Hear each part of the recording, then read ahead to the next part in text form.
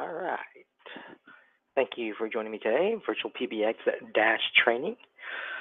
Basically, going to be covering how to get into Dash and how to set up basically all the features and get you up and running.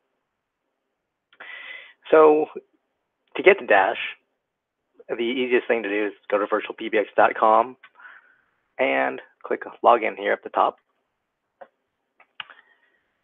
And handy dandy, your Dash login is right here at the top. Now, for some of our customers, if you're a vConsole customer, for example, you'd want to scroll down to click on the vConsole login. The two logins are different. They actually have different features to some degree. The interfaces are also quite a bit different. If you're a vConsole customer, you're going to want to go to the vConsole support page and access the videos there, as well as any of the support documentation that we have up. Also, for new Dash customers, our onboarding specialists should have reached out to you basically to offer a one-on-one to go over your system with you in detail, basically customize it the way you want it and make sure you're comfortable with it. All right, so click login on Dash. You get a new tab. It's going to take a little bit to load.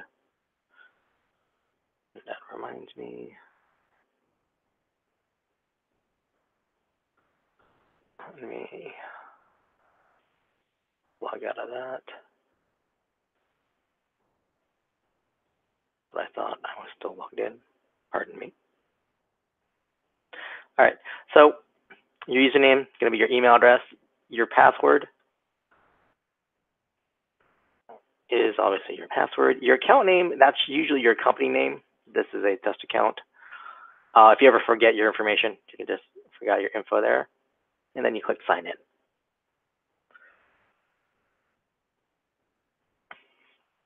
Once you're in, it will take a little bit to load. Dash does have a slight load time. At least I always feel like I'm waiting for it. Maybe it's just I'm impatient. I don't know. Anyway, we start here with your dashboard. So this gives you a overview of your system as it currently stands. You see your total users. You see your agents, and agents are specific to ACD keys, so they don't have all the features that a user has.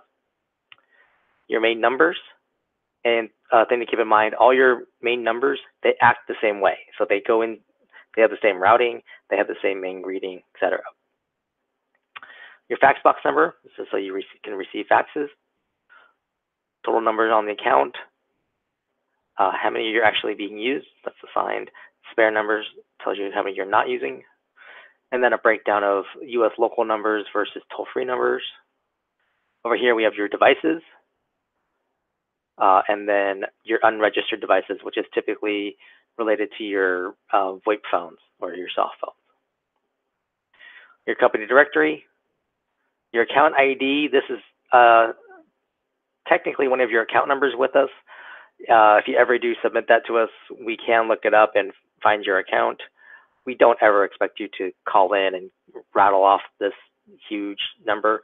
We're almost always going to ask you for your company name. We may need you to spell it, just depending on if there's several companies with a name similar to yours. And then finally, your account realm. This is typically used for programming a soft phone that's not from VirtualPBX or a third-party VoIP phone. It's also used when we're faxing out. All right, up here we have caller ID. This is your account caller ID. You can select whichever one of your main phone numbers. You put on a name for it. So the number, that's going to be essentially your main number for when you're making an outbound call. This is the number that shows up. And then the caller ID name, this is the name that we would send out when you make an outbound call with a VoIP phone. Now, one thing to keep in mind with the caller ID name is that you have up to 15 characters, including spaces or special characters. It takes about 3 business days for this to get updated among all the servers. We don't control all those servers. It's basically this caller ID and caller ID name is essentially like an agreement between all the different carriers. Unfortunately, not every carrier supports caller ID name. So we can send it out, but if the call routes through a carrier that doesn't support caller ID name, that information won't get transmitted on to the end point of the call. There are devices also that don't support caller ID name, so they won't display it even if they got sent the information. So those are all things to keep in mind. Oh, and if you ever make test calls to a cell phone, if you programmed that cell phone with a name, like on the contact list for that cell phone, the device's name for that phone number will always supersede anything we send. So another thing to keep in mind. The company emergency E911 address. So E911 is enhanced 911, specifically for WAPE phones. This is the address that if you pick up a WAPE phone and call 911, that's what we send to emergency services. So you want to make sure this is the correct address. And you can even set these up differently for users if they're at different locations. And then you'd want to hit save changes to save any changes you've made.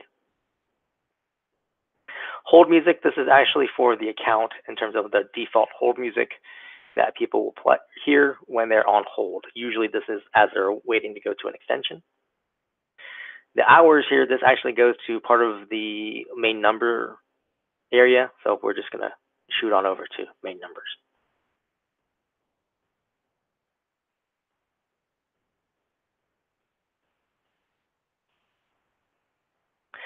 All right, so main company numbers, again, you can click here, you'll see them all. If you don't want to use one of these as a main number, you can always unassign it.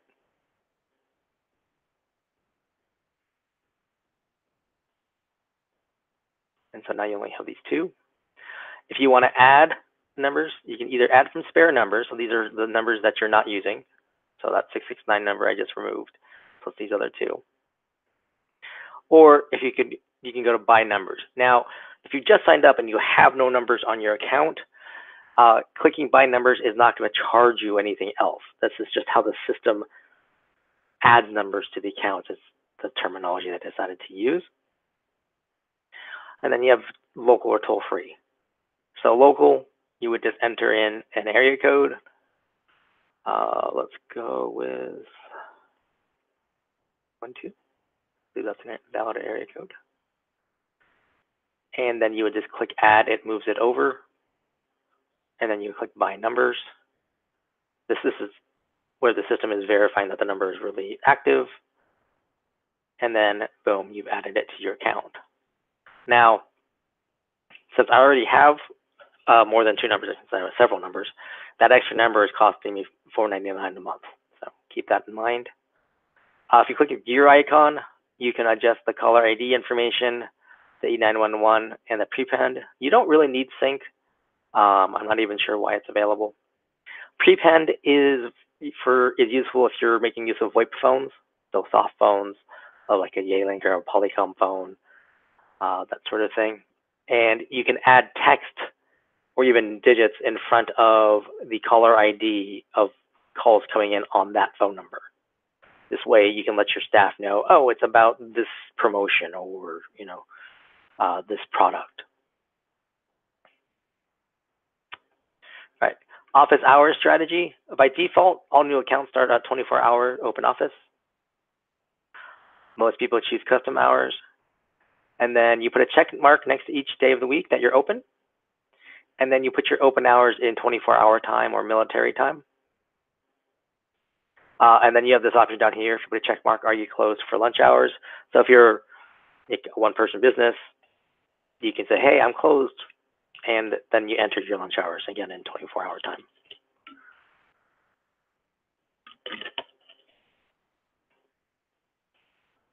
Then don't forget to click Save Changes.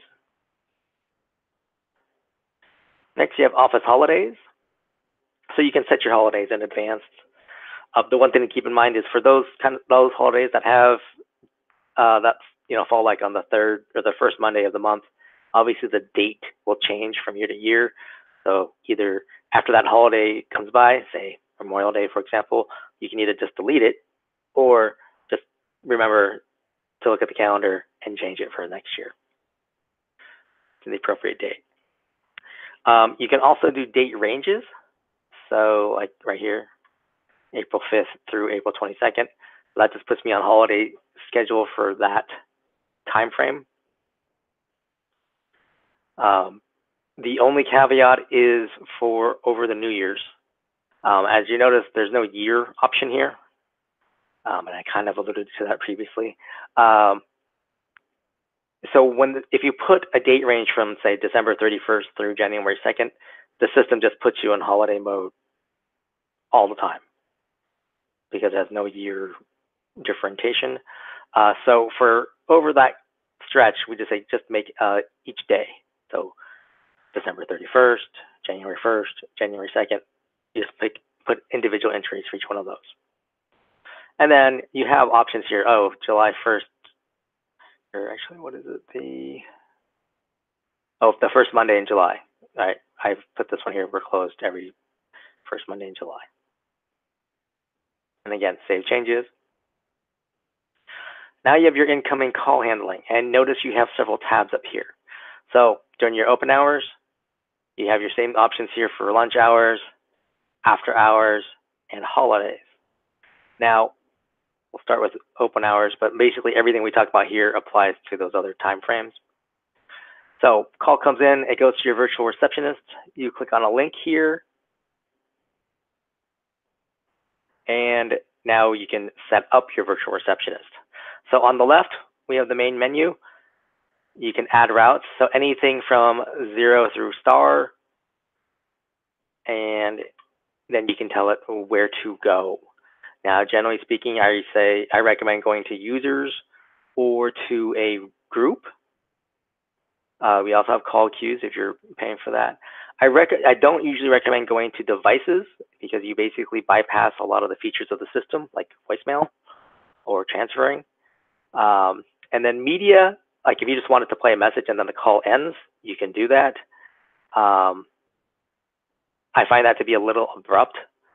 And so the alternative for that, I say just have it go to a voicemail box where you can say you can have that message play, and then the system says, we'll say thank you, or, the inbound caller can leave a message. It really just depends if you just want a message to play and not give the customer the option to leave a message or not. Over here on the right, these are your greeting options. So text to speech, you just type what you want the system to say. You get a computer or robotic voice. It's actually better than some others I've heard. And then you would click update.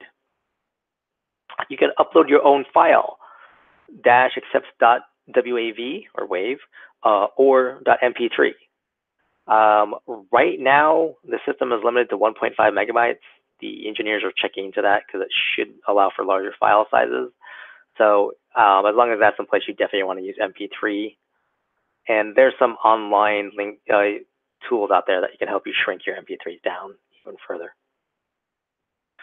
You can choose from existing recordings. So if you've already uploaded recording or you've already had several different open hour text-to-speech greetings, you can select from those. You can choose to record it over the phone. Now, by default, the system only allows you to record a greeting over the phone from a VoIP phone. And then that's what it means by a phone registered to this account. Not a cell phone, not a landline, it needs to be a VoIP phone. But what you would do is you call your main number, and if you don't have a greeting already set, it will prompt you to enter your PIN. If you already have a greeting set, then as soon as you hear that greeting, you enter the PIN number, and then it'll prompt you to how to record. Professional Studio, we've partnered with another company called Snap Recordings. They have 100 voices to choose from. They have English, you have English, Spanish, English, French. They have like 4 or 5 different versions of English to actually choose from. They handle their own pricing, as well as their own customer service, as well as delivery. But the link here takes you right to their offerings. And one of the cool things I think they offer is the ability to, you can have like a script and music. So you can basically have a customized on hold. So like, oh, here's a little music. Oh, here's a message, music again. Here's another message, that sort of thing. And again, if you make any changes, click save. Now, anything you do here in incoming call handling, you need to hit save again here. and that means all your changes saved. All right, this next option is basically you can have it go to a user, go to a group, devices, what have you. Basically, this option is you want someone to be able to pick up first, and then if no one's not able to, then you're like, oh, okay, go to the virtual receptionist. The downside is if you have it this way and you want to record a new greeting over the phone, it doesn't work. Don't know why. As far as I know, that's something our engineers are looking into. So if you need to re-record a greeting, just change it back to the incoming call handling straight to the VR, then you can do it. And then this last option, again, call comes to, you can have it go to a user, a group, a queue, device, whatever, or you have this other option here, skip to voicemail. But for instance, if you had it go into a user, if they're not able to pick up, then you have it go to a voicemail box.